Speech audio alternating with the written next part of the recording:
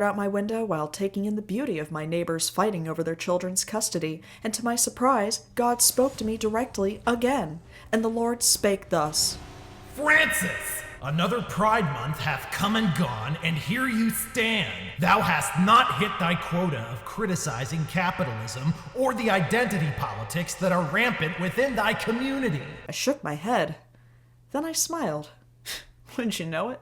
The old man was right again. June is almost over, and I have practically nothing to show for it. What was I to do? How could I atone? Greetings, my good bitches. The name's Francis. Coke Francis. I'm an editor, Twitch streamer, drag artist, and I'm here because, hi, I'd like to talk to you about our Lord and Savior, Chapel Roan. I am so late to the party on Chapel Roan. Girl has me transcending. A lesbian drag queen who writes songs about messy, complicated feelings is now a mainstream pop star. She's not just gay famous, she's famous. And she did it all without pandering to the algorithm or the male gaze, unlike, some people. And in many ways, she symbolizes how queerness in pop culture has gotten so much better over just like the past 10 years. Which brings me to the topic of this video. We may be living in a phenomenon right now, but I want to reflect on a phenomenon I witnessed during my queer coming of age. Specifically a product of the early to mid 2010s, where we saw sizable leaps and bounds in the advancement of gay rights, as well as a very specific kind of pop culture that shifted radically after a curious little thing happened in November of 2016. In case you don't know, I love coining words for things. It makes me feel like I've actually contributed something of value to society. I work with voice actors as my day job, and I play a lot of video games, so I've coined a term that I like to call Xander Mobus syndrome. The phenomenon where a person's voice sounds way hotter than the person providing it. The few times you do hear Joker's voice in Persona 5, it definitely doesn't sound like it came out of this guy. No offense, Xander. There are probably other voice actors who are way more deserving of the title. He just happened to be the one that stuck, poor guy. So I recently coined a term for a very specific type of person that came from that era I just mentioned. So grab some poppers and strap in for another Pride Month video as we examine the rise and fall of what I like to call the BuzzFeed gay. But before we do, if you are a fan of watching a very tired drag queen talk about nerd shit forever, I ask that you please work yourself to the bone for that very special promotion in your company. But when they suddenly decide to lay you off for tax purposes, storm into the executive offices and go ahead and unzip your pants and dick slap those like and subscribe buttons as hard as you can. Special thanks to Vox, BBC, Think by NBC, New York Times, PBS, Washington Post, BET, Harvard Business Review, and the Brown Daily Herald as sources. Oh, and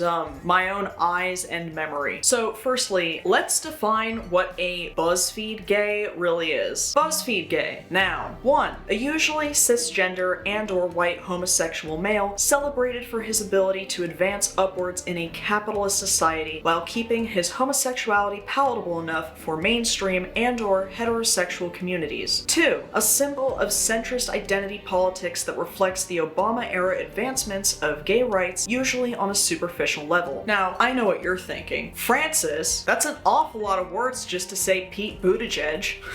Just kidding. We do need more representation for boring gay people. I think the 2020s are actually starting to come through with that. In the meantime, let's do a quick recap on queer representation in media, culture, and politics during this era that Gen Z loves to roast us for because they think it's cringe. It is cringe. It's super cringe. I'm gonna get into that later. Pop culture in the 2010s can absolutely be defined as one that put a spotlight on diversity and inclusion, especially for queer voices, people of color, and body positivity. And it was extremely necessary following the homophobia, transphobia, racism, and rampant body shaming from the 90s and 2000s. Like, it is still fresh in my mind where it was perfectly acceptable to call Britney Spears a whale for looking like this. And I'm not even 30. With the rise of social media came more visibility, more people talking openly about their gender and sexuality sexuality made people who were questioning feel less alone and felt more encouraged to come out themselves. More visibility also meant more reactions, both positive and negative, which we will get into later. More and more celebrities, household names even, began to come out as queer or trans. The Babadook might be the most iconic gay figure in my lifetime. If Caitlyn Jenner wasn't such an absolute dog shit pick-me bitch, I'd be a lot more motivated to talk about how monumental it was when she appeared on the cover of Vogue. I was more of a Laverne Cox bitch myself, but hey, our increasing visibility came in the form of something I and many others had been waiting for a very long time. Queer characters simply being present in media without it being treated as a spectacle or as part of the story. We were finally being shown as just regular ass people, and media that did outright bring up our gender and sexuality was increasingly positive. That said, there is something about those Hays Code era gay villains that I honestly miss. I think we should bring them back. I think it's time we reminded everybody the monsters that we really are. Not only were there more gay and trans characters, there were gay and trans actors portraying those characters. And there was a growing backlash against cishet actors being cast in those roles. Gay and trans characters began appearing in children's media, much to the dismay of Matt Walsh, who I'm sure is just devastated that he can't jerk off to them anymore. By the way,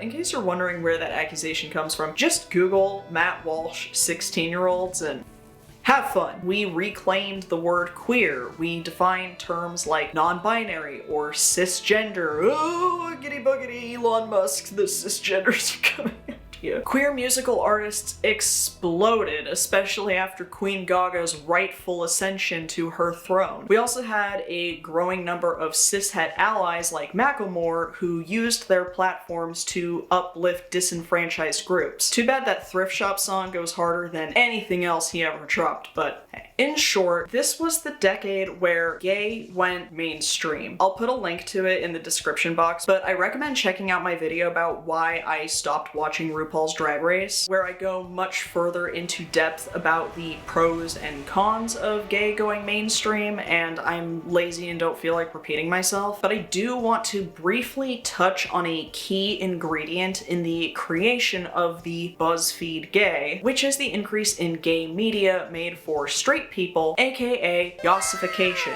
Visibility means accessibility. Accessibility leads to education. Education leads to understanding. Understanding leads to acceptance. But, and there's always a big old juicy but, when queerness goes mainstream, capitalism begins to take a stranglehold on queer media, and it decides what is or isn't going to be profitable. And for something to be profitable, it has to be palatable, meaning queer and trans identities are more likely to be reduced and sanitized so that it's easier for general audience consumption. Gay and trans people worked really fucking hard to create a culture that was unique to them. And listen, people can say whatever they want. Language is language. I'm not going to police what people can or can't say because fuck cops. But when a bunch of slang and buzzwords we've all heard on Drag Race or whatever are commodified, that culture is erased, all for the purposes of consumption. It's not just for gays anymore.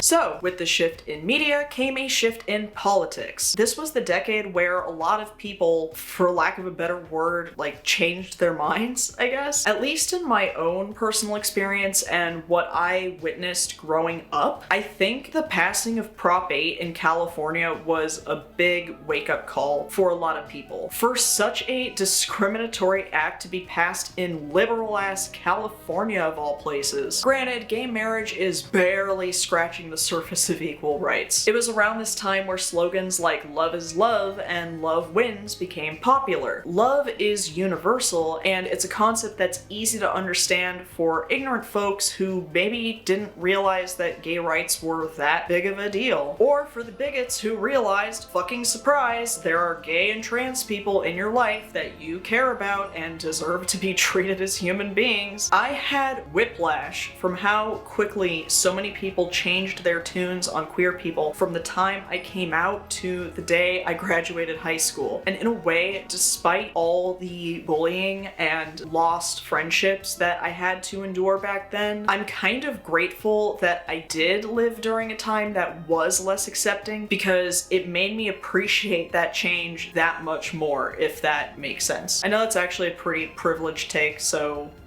However, 2008 also marked the election of the first African-American president in US history. No matter how you feel about Barack Obama, you cannot deny that this was a pretty big fucking deal. He had an uncomfortably anti-gay voting record, but he did change his tune, albeit superficially, upon his election and re-election. After 8 years of Bush, 8 years of Clinton, 4 years of another Bush, and 8 years of the literal Satan incarnate during the AIDS crisis, having a president who promised to do anything to improve our quality of life was very much appreciated. Now, I'm just gonna come out and say it, and I'm sure the white liberals watching this will be very upset with me, but I don't think Barack Obama was a great president. He definitely wasn't the worst, but I don't think he was a good one either. Granted, he had to deal with an inordinate amount of racism and pushback from the right, but even on his own, he was a symptom of the growing cancer of neoliberalism and all the hypocrisy and empty promises that came with it. But it would be disingenuous to not acknowledge the fact that during his presidency, more measures were put into place to help protect LGBTQ people from being discriminated against in the workplace. Gay marriage was legalized, and Don't Ask, Don't Tell was repealed. I've always felt kind of iffy about that last one, because it's like, okay, cool, gay people can serve in the military now, so we can go and die like everyone else. But again, that is a personal decision, and everybody should have the right to make it. These advancements are significant, and they should not be ignored or taken for granted. But they also exposed some fault lines in the greater fight for LGBTQ rights. Significant? Yes. Revolutionary? Debatable. 2019 marked the 50-year anniversary of the night Marsha P. Johnson, a black trans woman, threw a brick at a cop car, and was the beginning of the revolution where gay and trans people finally gave heteronormative society the finger. Now, 2015 marked the release of Stonewall, a Roland Emmerich dickfuck travesty of a film where all the key players in that historical moment were replaced with this Sigma Alpha Epsilon looking ass crew. If it makes you feel any better,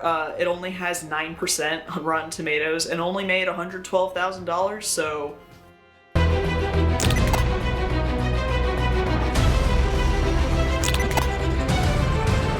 only made $112,000, so woo.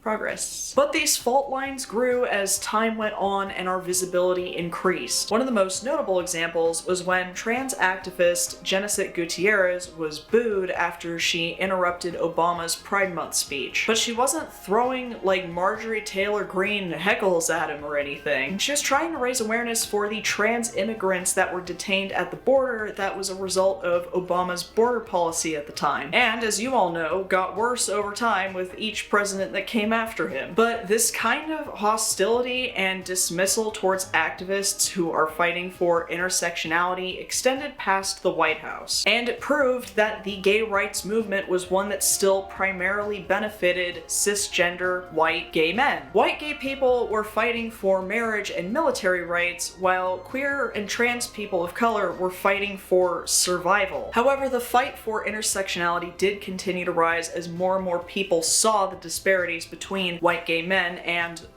literally everybody else. The 2010s also spawned movements like Black Lives Matter, Me Too, women's marches, climate activism, Occupy Wall Street, March for Our Lives. It's such a shame that Dan Savage has a track record of being extremely ignorant towards trans people and Muslims, because I witnessed the It Gets Better project save people's lives. Plus his monumental success in changing the definition of Santorum for him. God damn it, Dan. Let's celebrate Daniel Radcliffe and his work with the Trevor Project instead. Let's celebrate Daniel Radcliffe, period. Apparently, everybody has an awesome Daniel Radcliffe story except me, so if you have an awesome Daniel Radcliffe story, by all means, please say so in the comments. Ultimately, at this point in history, we weren't where we wanted to be, but things had gotten better in a lot of ways, and it would be disingenuous to say otherwise. Now get ready for me to make a whole video saying otherwise. With the rise in visibility came, unsurprisingly, a rising backlash and a new wave of hatred towards the queer and trans communities. Not that it didn't exist beforehand, obviously. J.K. Rowling is doing the exact same thing to trans people that Anita Bryant did to gay people back in the 70s. It just mutated with the rise of social media and internet culture, and as much as I hate to even bring him up, the Trump presidency. Not even so much from Trump himself, more so from his riled up base and his sycophants who were finally given permission to be as openly hateful as they wanted to be. And the people who work with him who hate him, but for some reason are too scared to stand up to an 80-year-old in declining health. Oh, and this very princess who got her job by carrying Trump's purse around for him. God, I only wish the worst for John McEntee. The rise of Republican fundamentalism began to push neoliberals even farther right, and the pushback from the left on neoliberalism was stronger than ever as we watched our rights get systematically stripped away while the left in Congress stood by and did nothing. And a lot of this was foreshadowed by the Pulse nightclub shooting in Orlando in 2016, which left 49 people dead. And everything's pretty much gone downhill from there. Although the guy who shot up a different gay bar a couple years ago and then he like pretended to be non-binary so that they would give him a lesser sentence, he was just sentenced to 55 consecutive life sentences and then a bunch of others because he had like other felonies. So, you know, I love good news. The fight for queer and trans rights might have been knocked down a bit, but it got back up, and we will never not get back up. But we started receiving help in a way that wasn't really wanted or needed. And because this is a Queen Coke Francis video, this is where that bitch capitalism comes in. In the 1960s, gay bars were the only places where gay and trans people could exist without the fear of harassment or mockery or violence. The night a few undercover cops tried to take that away from them was the last straw. Pride Month was founded upon throwing bricks at cop cars. If you're someone who objects to people saying no cops at Pride, please shut the fuck up and listen, because this is exactly why. Pride is fundamentally intended to disrupt heteronormativity. To simply exist as a queer or trans person is an act of rebellion, which is why it was so confusing in the middle to latter half of the 2010s when I would go to Target with a hangover and an enduring hatred of screaming children and see that every single brand had dick slapped a rainbow on their products as hard as they could. Or I'd log on to the Dumb Bird app. Don't forget, this was back when being Twitter verified meant that you were a legitimate person or business or institution and not a neo-Nazi with $8 a month to spare. And nearly every business, every corporation, and nearly every government institution had changed their profile pictures to,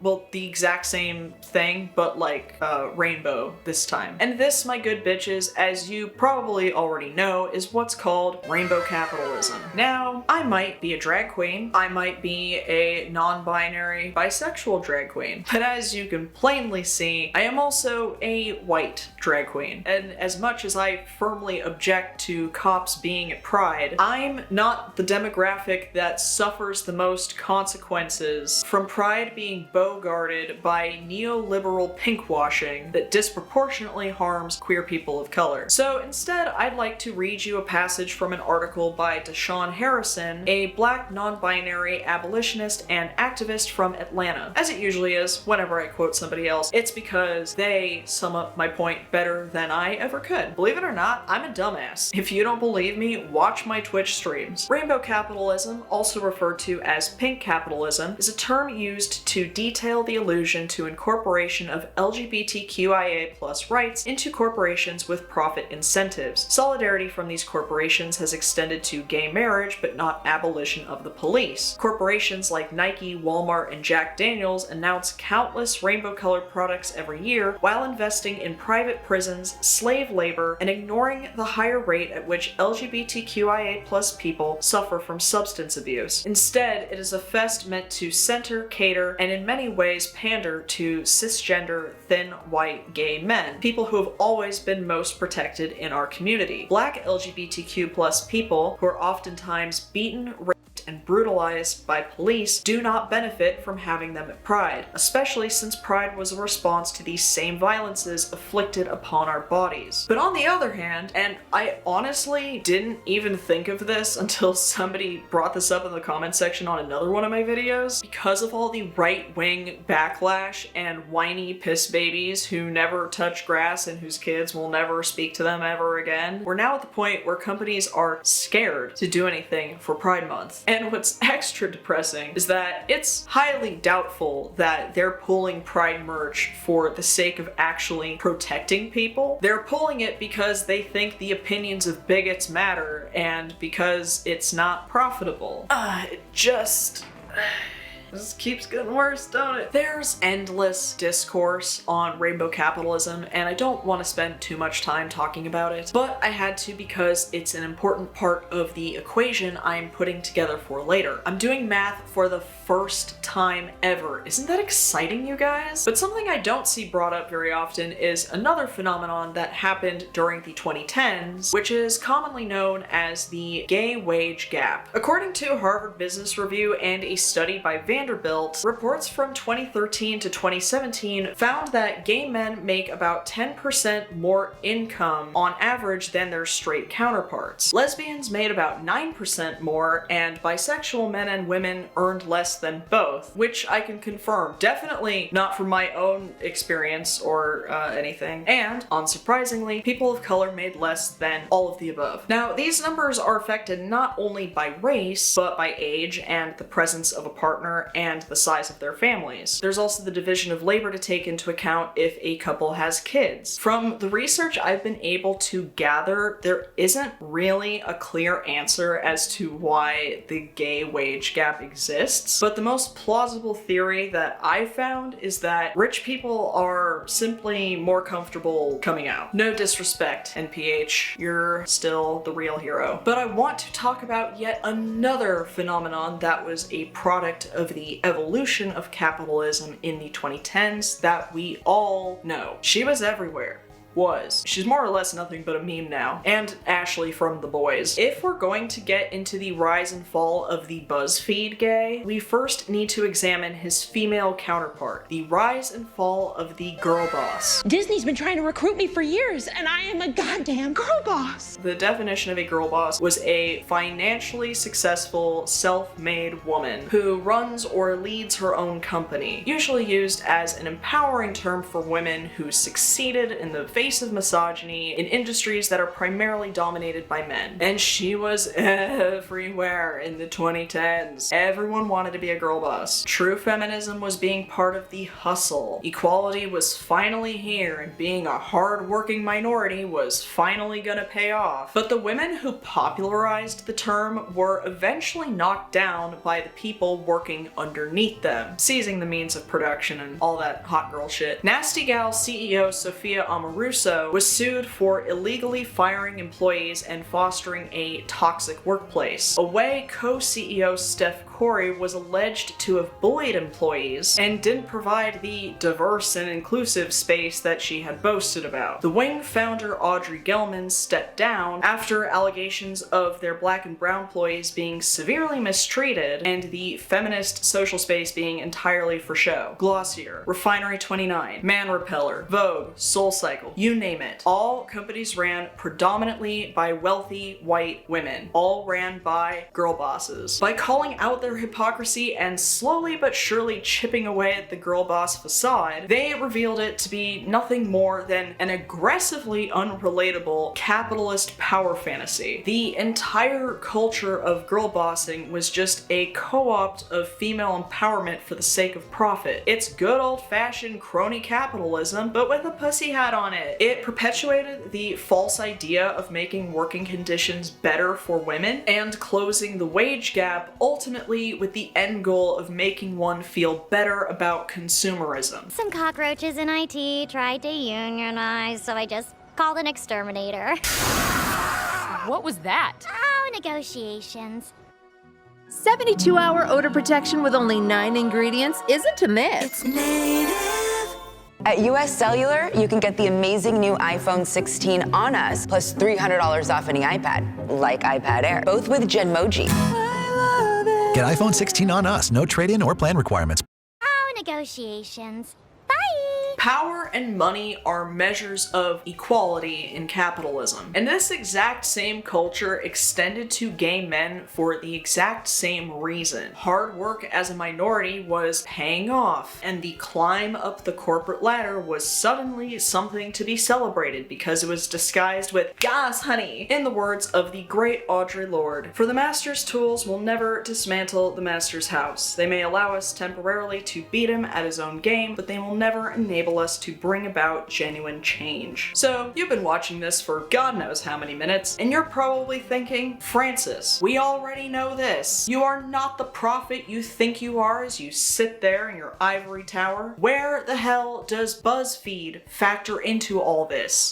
First off, I am a prophet, that's why I roasted John McEntee before John Oliver did. Second of all, what a coincidence. I was totally about to get to that, I promise. We all remember BuzzFeed, right? I mean, it's still around, but it's not the buzz that it used to be. Oh my god, please bully me for making that pun. I hate myself. Part of BuzzFeed's decline could be attributed to that one mediocre white dude who cheated on his wife or something and everybody lost their minds. I don't know. BuzzFeed was an interesting beast because on one hand, it was just mindless entertainment and listicles, or quizzes where you would build your ideal Chipotle burrito and they would try and guess the size of your dick or something. But it also became a legitimate, albeit left-leaning news source. There were times where BuzzFeed, of all things, would provide a more comprehensive and sometimes less biased report than even CNN. Definitely more than Fox News. And it constantly rode that fine line, and that fine line is what made it its own special thing. As it grew, BuzzFeed fostered a uniquely millennial corporate culture that became synonymous with early 2010s progressive rhetoric. At one point, you couldn't meet a single millennial who didn't at least kinda want to work for BuzzFeed. Dude, I wanted to work for BuzzFeed really bad. Granted, I was 22 and I hated myself, but by presenting news and op-eds in a simple, digestible, easy to read format, while also balancing itself out with stupid shit, BuzzFeed was the place where a lot of people heard terms like patriarchy and white privilege for the first time. In a pretty genius move, BuzzFeed was one of the first corporations to make social justice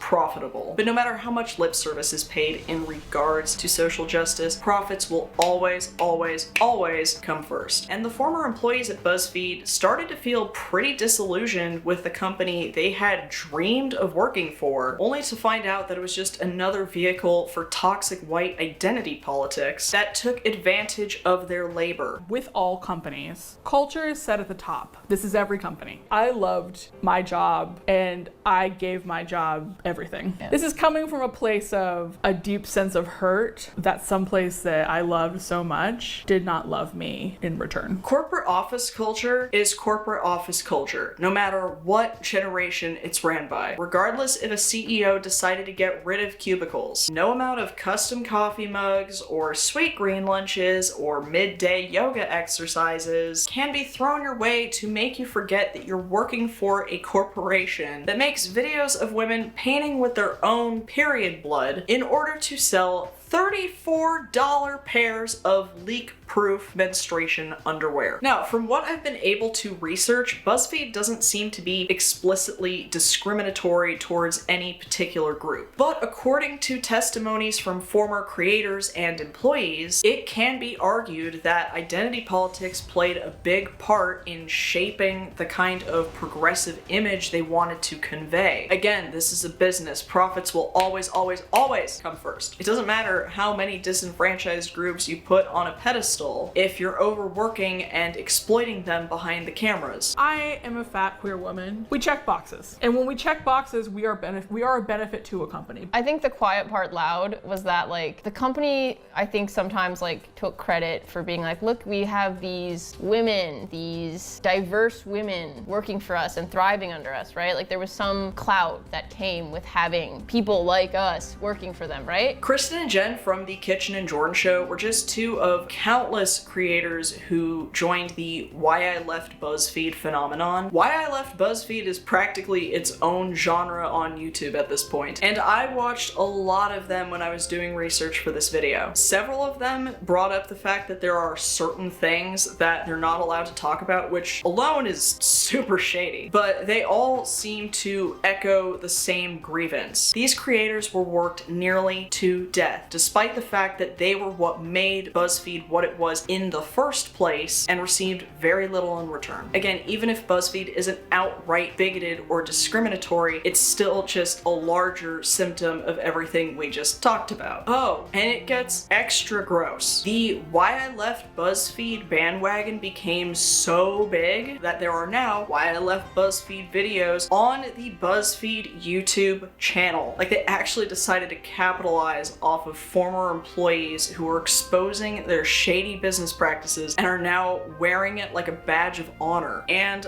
it's giving this. I had inappropriate relations with a sweet young man, but that young man, he was 15 years old. But the moment of my greatest weakness was also the moment that pushed me to my eternal salvation. Alright, promised you all I was going to attempt math. I'm going to attempt math. Here we go. I flunked pre-calculus. According to my calculations, positive strides in gay rights plus rainbow capitalism plus girl bossing equals yassification times toxic corporate millennial culture plus for-profit social justice squared equals the BuzzFeed gay. So where is the BuzzFeed gay now in 2024? He's still around, for sure, just not with the same reverence he had a decade ago. And the fall of the BuzzFeed gay happened for the exact same reason that the fall of the girl boss did. Unless you're in a pyramid scheme, she still hangs out in those circles. Now that's a downfall. But we're smarter than corporations think we are. We found better ways to uplift queer and trans communities without simping for capitalism. We've learned to see past meaningless identity politics while still striving for greater queer representation. And this has heavily affected pop culture as a whole, just as it did in the last decade. Because in addition to our changing attitudes on what makes meaningful social justice, we need to recognize another major factor here.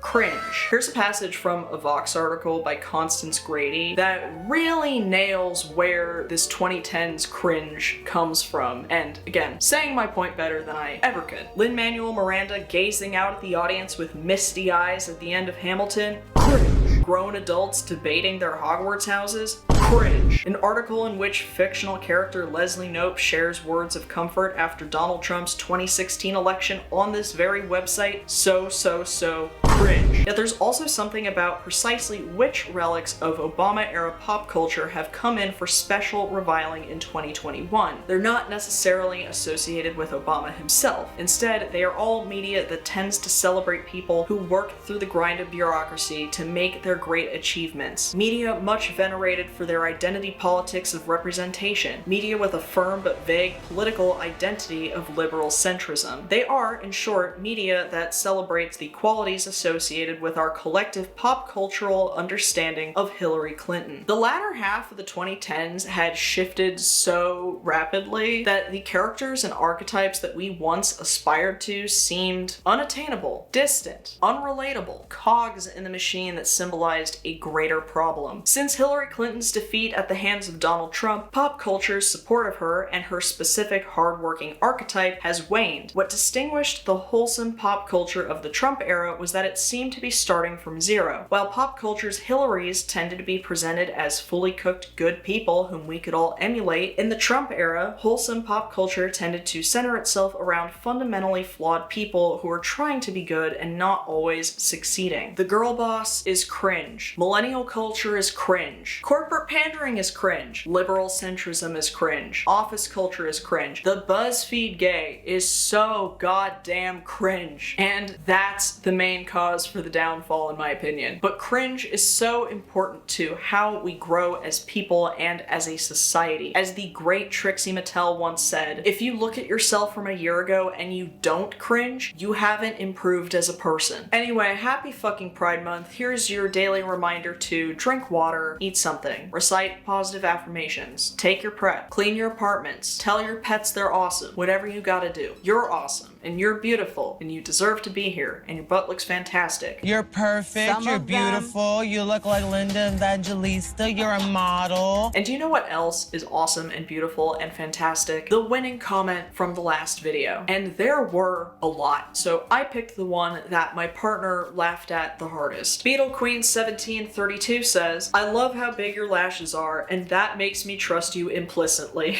But seriously, thank you so much for all the love on my last video. I have no idea why that was the one that finally blew up. I've been on YouTube for 3 years now as of this month, and I really, really appreciate you guys helping to make the algorithm gods finally bless me. My favorite part of it was how many of the artists actually showed up in the comments. Thank you so much for being there. Thank you so much for watching. You guys are so talented, and like I was legitimately starstruck to meet you all in the comment section. Never underestimate the power of Yowie fans. The other thing is like, where do I go from here? Because Mr. Bertram Yowie is so specific. So if you guys have any suggestions on what you would like to see from me, please let me know. Because yeah, I make these for myself, but I mostly make them for other people's enjoyment. So if there's something you want me to talk about or do or whatever, please just let me know. I will be happy to maybe consider it, maybe. You too could be featured